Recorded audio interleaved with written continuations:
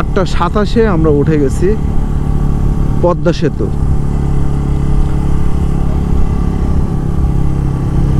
পদ্মা সেতুতে আগে গতবার দেখছিলাম অনেক চট পড়েছিল, এবার একটু পানি দেখা যাচ্ছে, ভালোই লাগছে। সামনে একটু চর আছে।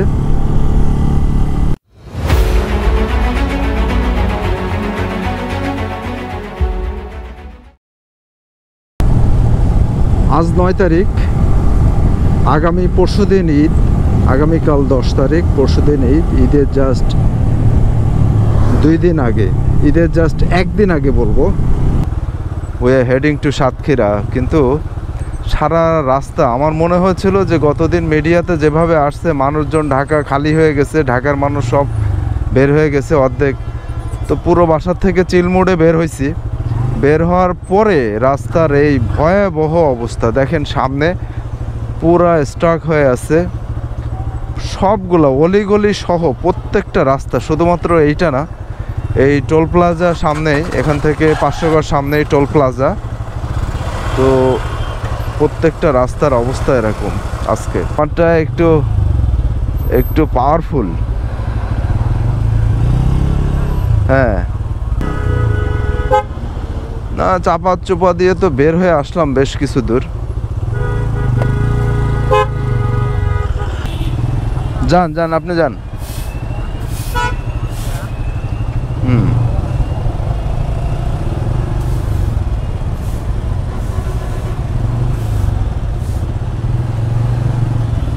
এই যে এখানে নেন দুইটা।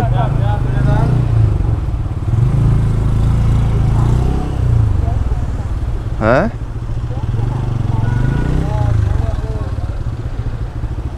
রাস্তার অবস্থা ভয়াবহ অবস্থা, আজকে কঠিন অবস্থা। ফাইনালি পোস্তগোলা সেতু পার হয়ে আমরা সামনে চলে আসলাম। মোটামুটি এখন রাস্তাটা ফ্রি মনে হচ্ছে। এতক্ষণ প্রচণ্ড ভয়াবহ জ্যামের মধ্যে আমরা ছিলাম আটকানো রাস্তায়। আজকে পিছনে একটা পাগল আসছে, দেখেন, মিট দ্য পাগল।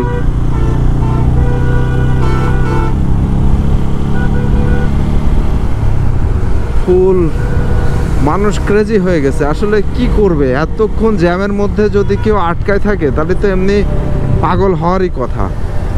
আর এই পাগলরা দেখেন সামনে ব্যাগ কিভাবে নিচে, তাই দেখেন এই ব্যাগ এমনভাবে নিচে, শুধু তার জন্য বিপজ্জনক না, পিছনে যারা থাকবে, আমরা যারা পিছিয়ে আসছি তাদের জন্যও কিন্তু এরকম বিপজ্জনক, শুধু তার জন্য না। এই ব্যাগ পড়তে পারে, খুলে পড়ার সাথে সাথে কিন্তু পিছনে যারা আমরা আছি তারা কিন্তু এটাতে বিপদগ্রস্ত হব। তো এর পিছনে থাকাটা নিরাপদ বলে আমার কাছে মনে হচ্ছে না। সামনে যেতে হবে। দেখেন মানুষ কি পরিমাণ বাসের জন্য অপেক্ষা করছে। এখানে যে পরিমাণ মানুষ দাঁড়ায় আছে, এখানে ততটা বাসই তো নাই এই রুটে। ভয়াবহ অবস্থা। সকালে আসলে আমাদের বের হওয়া উচিত ছিল ঠিক সেহরির পরে, টাইম মিস করার কারণে এই যে এখন সাফার করছি। ভয়াবহ জ্যাম শুরু হয়ে গেছে রাস্তায়।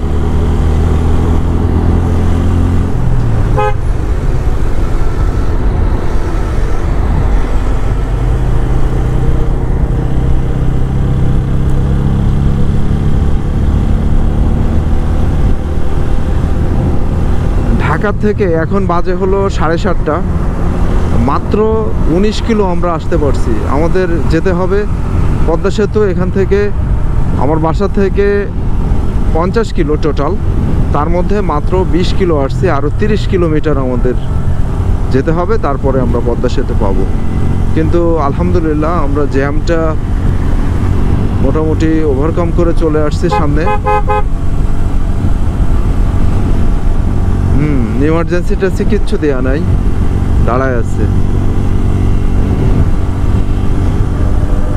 কি পরিমাণ জ্যাম আমার বাইকের দিকে দেখেন। এখানে engine heating issue, already engine যে হিট হয়েছে সেটা সিগন্যাল সামনে চলে আসছে। তাহলে বোঝেন কি পরিমাণ জ্যামের মধ্যে আটকানো ছিলাম। হ্যাঁ হ্যাঁ হ্যাঁ হ্যাঁ হ্যাঁ ভালো ফিচার। না এনন 60-তে ইঞ্জিন হিটিং ইন্ডিকেটর আছে আর কি। এতে অনেকগুলো ফিচার্স তো দেয়া আছে, সেগুলোর জন্যই তো ইউনিক এই বাইকটা।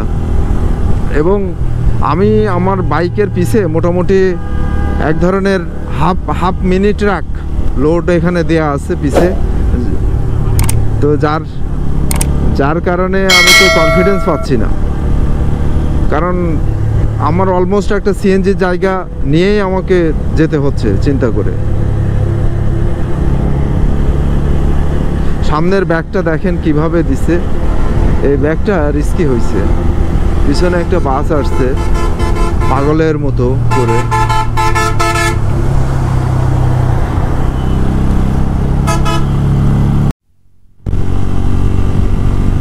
চমৎকার লাগছে এই পরিবেশটা, এই সিনটা কিন্তু খুবই অসাধারণ লাগছে।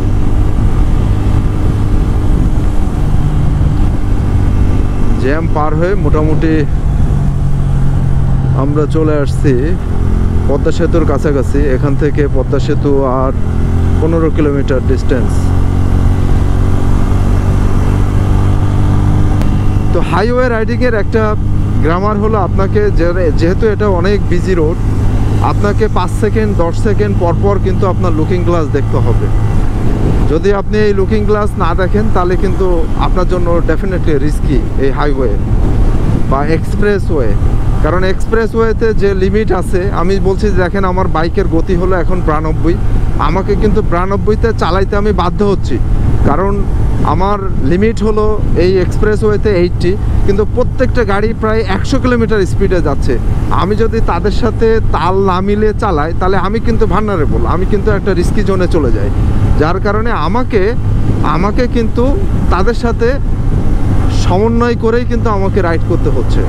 যার কারণে আমার এখন স্পিড হলো 90। আমার পিছনের গাড়িটা দেখেন লুকিং গ্লাসে দেখা যাচ্ছে, সে কিন্তু 100 কিলোমিটার স্পিডে কিন্তু চলে আসছে আমার দিকে। বাধ্য হয়ে আমাকে কিন্তু একটু স্পিড আপ করতে হচ্ছে।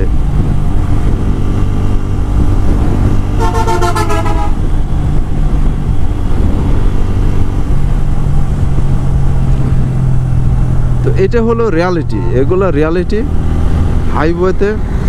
আমি দেখেন 5 সেকেন্ড পরপর আমি কিন্তু লুকিং গ্লাস দেখছি।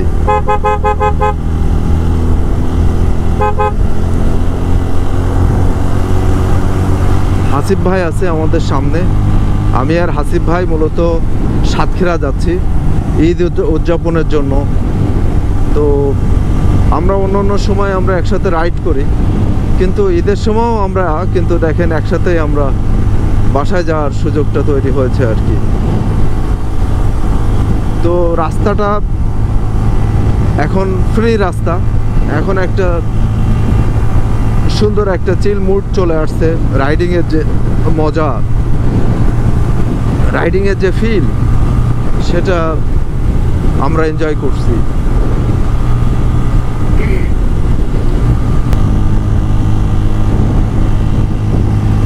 এই রাস্তাটা যখন এই মাওয়া এক্সপ্রেসওয়ে, যখন আমি এখান থেকে আরও গত ঈদেও আমি গিয়েছি, তখন যে স্মুথনেসটা ছিল সেই স্মুথনেসটা কিন্তু এখন আর নেই। এখন কিন্তু একটু মনে হয়েছে যে বাম্পি ডাম্পি হয়েছে। এখানে দেখেন স্টুপিডগুলা রাস্তার উপর এখানে দাঁড়ায়, তারা এখানে গল্পগুজব ফটো সেশন করছে। তো এইগুলোর জন্যই দিন শেষে বাইকারদের বদনাম হয়, সেগুলো আমাদের বাইকারদের অবশ্যই মাথায় রাখা উচিত।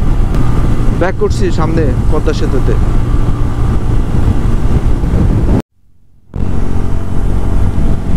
আমাদের এখান থেকে বায়ে যেতে হবে পদ্মা সেতুর মোটরসাইকেলের হ্যাঁ মাওয়ার রাস্তা, ডাইনে মাওয়ার রাস্তা, আর বায়ে আমরা যাব মোটরসাইকেলের লেন বায়ে।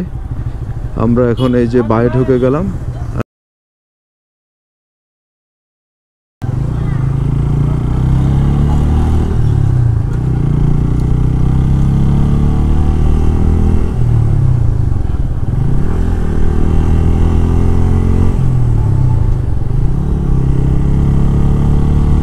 আমরা না, এটা ঈদ উপলক্ষে এগুলো এই সাইনগুলো নতুন দিয়েছে যে হেলমেট ব্যবহার করুন, বাইকের লেন, এগুলো সুন্দর।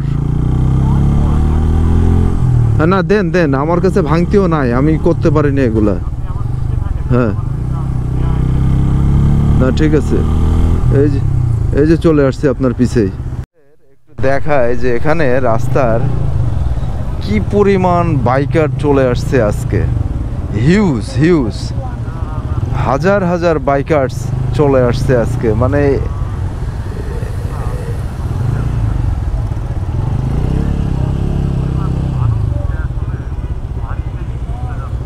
হিউজ না, চমৎকার, মানে একেবারে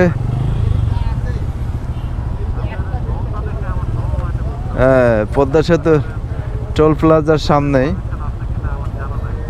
না এখানে আছে, এখানে এখানে আমার মনে হয় যে ড্রোন ফ্লাই করার জন্য পারমিটেড।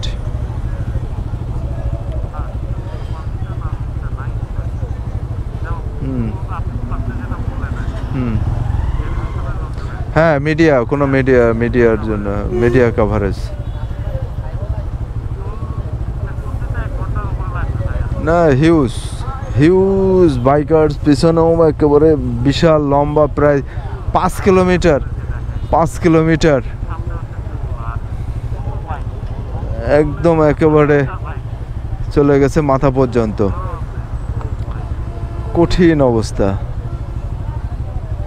কঠিন অবস্থা। আমরা আছি এখন পদ্মা সেতুর টোল প্লাজা, তো সেখানে মোটামুটি যে জ্যাম, আমরা এখানে প্রায় আধা ঘন্টার মতো হবে আমরা জ্যামে আটকে আসছি।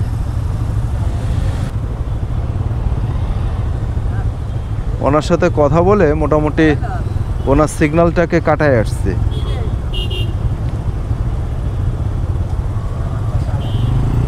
অত্যন্ত বিনয়ের সাথে, আপনি যদি অ্যালাউ করেন তাহলে আমি যেতে পারি। হ্যাঁ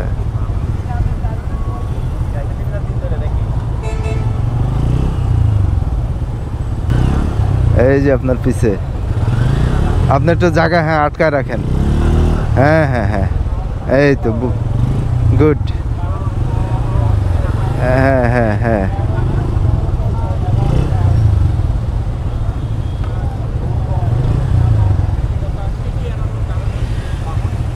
কঠিন অবস্থা রাস্তার। চ্যানেল 24 নিউজ করছে।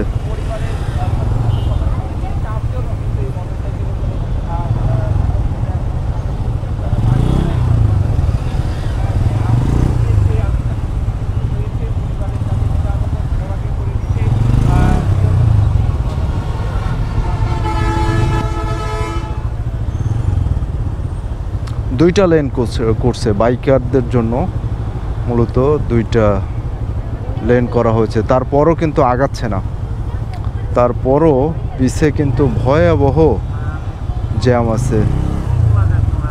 আমরা টোল প্লাজার খুবই কাছাকাছি।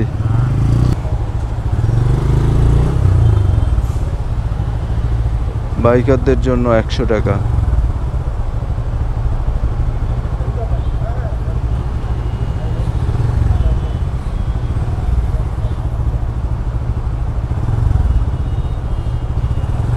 জি নাও নাও।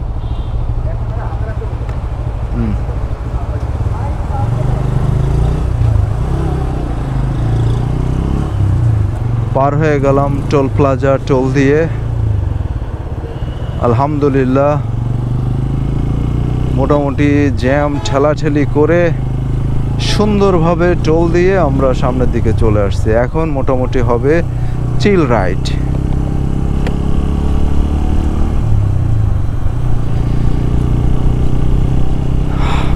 হাজার হাজার বাইকার্স, হাজার হাজার। আসি এইটাতে আমাদের এই লেনে হলো ইয়া, কিন্তু হাইওয়েতে আসি এইটাতে 60। হ্যাঁ হ্যাঁ হ্যাঁ হ্যাঁ হ্যাঁ এইটাতে 60 কিলোমিটার গতিতে আমাদের যেতে হবে। সেতুর সামনে অ্যাক্সিডেন্ট, সামনে দুর্ঘটনা, সামনে ক্যাচাল, এখানে ক্যাচাল শুরু হয়ে গেছে।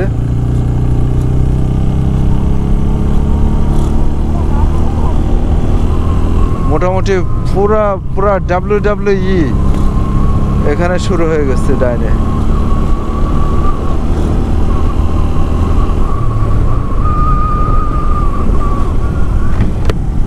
আমাদের 60 কিলোমিটার গতিতে যেতে হবে। আমরা উঠে গেলাম সেই পদ্মা সেতু। 8:27, এখন বাজে 8:27। আমরা পদ্মা সেতুতে উঠে গেছি। এখন আপনাদের জানাবো যে কত মিনিট এটা লাগে।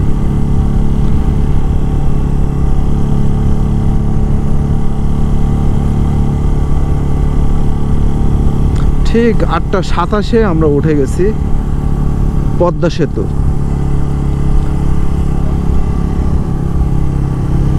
পদ্মা সেতুতে আগে গতবার দেখছিলাম অনেক চট পড়েছিল, এবার একটু পানি দেখা যাচ্ছে, ভালোই লাগছে। সামনে একটু চর আছে।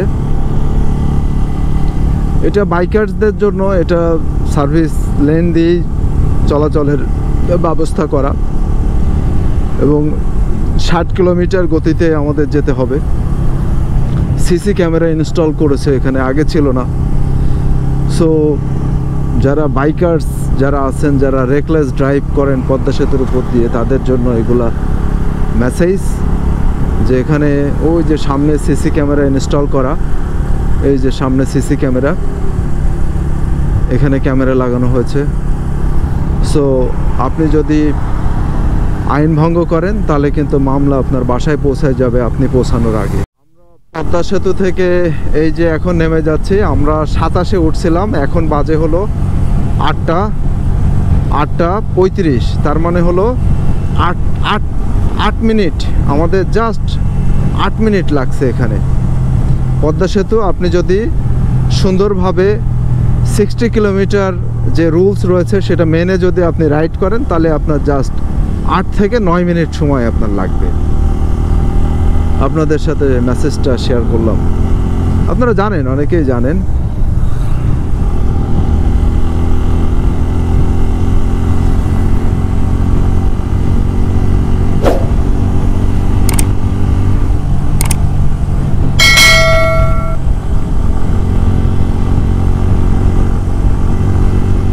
আমরা অনেক বাইকার্স, এই সামনে দেখেন যতগুলা বাইকার্স আছে, আমি দেখছি যে হেলমেট ছাড়া আমি কোনো বাইকার্স আমি দেখিনি। প্রত্যেকের হেলমেট, প্রত্যেকের মাথায় হেলমেট। হয়তো বাইকে 3 জন আছে, কারণ ফ্যামিলি আছে, তাদের ছেলে মেয়ে কোথায় রাখবে, তারা তো নিয়ে আসছে। কিন্তু ম্যাক্সিমাম আমি বলবো যে 98% বাইকার্সদের পিলিয়ন সহ আমি হেলমেট দেখেছি। যারা মিডিয়াতে নিউজ করছে যে এটা কিছু সময় আমরা নিউজে দেখছি যে তারা আমাদের বাস মালিক সমিতিদের রিপ্রেজেন্ট করে, তাদের রিপ্রেজেন্টেটিভ হিসেবে তারা কাজ করে, অ্যান্টি বাইক রোল প্লে করে। তো সেটা খুবই আনফর্চুনেট। কিন্তু আপনারা দেখছেন ক্যামেরায় দেখছেন যে ম্যাক্সিমাম মানুষেরই কিন্তু, বাইকার্সদের উইথ পিলিয়ন্স, প্রত্যেকের কিন্তু হেলমেট আছে মাথায়। তো এই জিনিসটা আমার ভালো লাগছে, এবং ডেফিনেটলি বাইকার্সদের মধ্যে সচেতনতা তৈরি হয়েছে। তো আশা করি সেটা কন্টিনিউ করবে। এবং রুলস আপনাদের দেখেন, এখানে হাজার হাজার বাইকার্স আজকে এখানে যাওয়ার যে সুযোগ হয়েছে, তার জন্য আলহামদুলিল্লাহ। তো সেতু তো আমাদের জন্যই। তো আমাদের সবারই উচিত যে রুলস যেটা রয়েছে, রুলস রেগুলেশন, সেটার প্রতি শ্রদ্ধাশীল থাকা। সকাল যখন 10:30 আমরা চলে আসছি গোপালগঞ্জের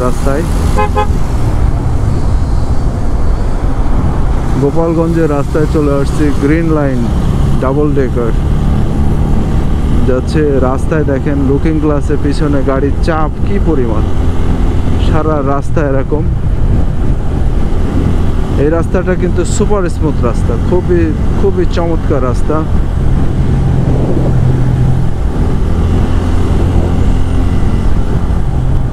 কিন্তু এই রাস্তায় এই যে ভ্যান, রিক্সা, এই যে দেখেন উল্টা দিক থেকে আসে, চাচা উল্টা দিক থেকে আসছে।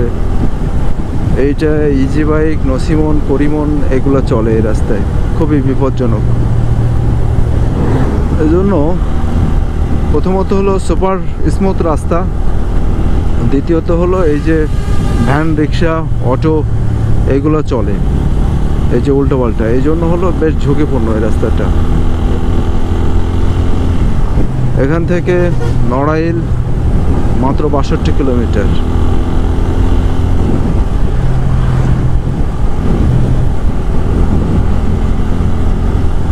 এই রাস্তায় ইমাদ খুব রেকলেস।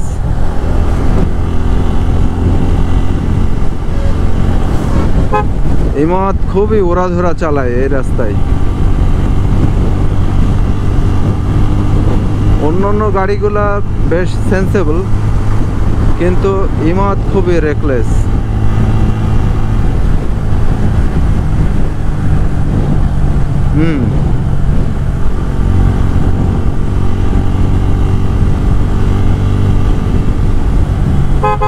চাচা দেশে মুখ বাড়ায়।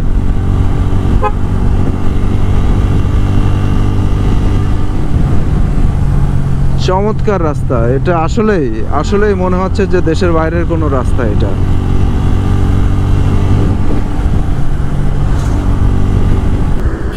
চাচা দেখেন উল্টাপাল্টা এসে এখানে দিছে পুরো আটকায়। চাচা এটা কি করলেন আপনি? আপনার জন্য তো পুরো উল্টা, আস্তে আস্তেই তো যাবো।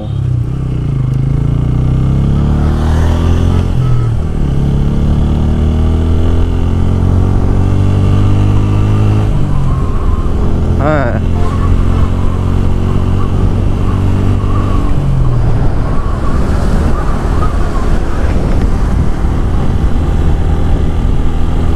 মামারা তো কিছু বললো না আমাদের। আমি তো মনে করলাম মামারা আমাদের রিসিভ করার জন্য মনে হয় দাঁড়াইছে, কিন্তু দেখলাম যে না, ওরা অন্য ভাগ্নেদের খুঁজতেছে, বুঝছেন।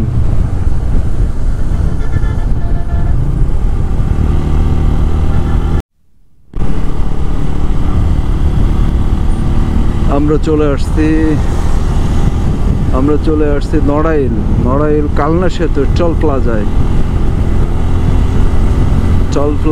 এখানে মেবি 20 টাকা টোল দিতে হয়।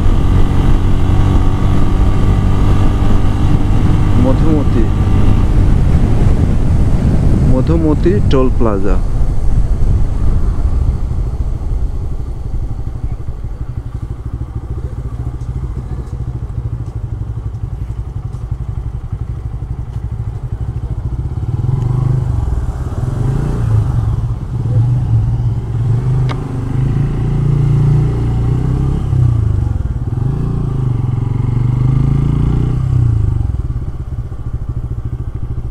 হাসিফ ভাই টোল দিচ্ছে, আমি সামনে আগায় আসলাম।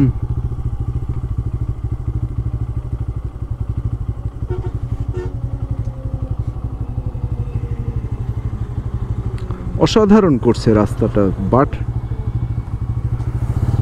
হাইপার স্মুথ রাস্তা করছে।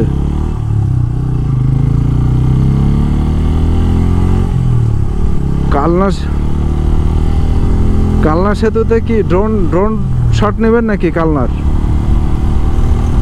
কালনার কি ড্রোন শট নেবেন নাকি কালনার? হ্যাঁ, বুঝে নাই না, বাইপাস হিসাবে না তো, এটা তো মেন রোড হিসাবে। যশোরে পুরোটাই এই রাস্তা ঢুকিনি, আবার অন্য রাস্তা আছে, পুরাতন রাস্তাও আছে সামনে। এইটাই হলো নড়াইল কালনা সেতু। খুবই নান্দনিক সেতু তৈরি করছে সেতু কর্তৃপক্ষ। মধুমতি সেতু নাম দিয়েছে।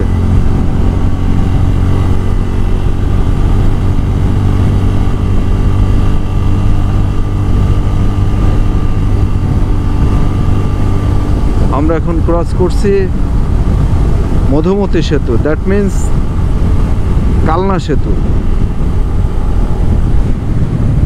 খুবই জোস করছে,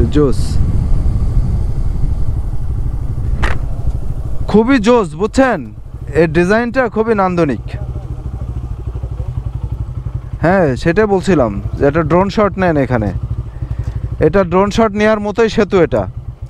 বাংলাদেশে যতগুলো নান্দনিক সেতু আছে তার মধ্যে এটা একটা।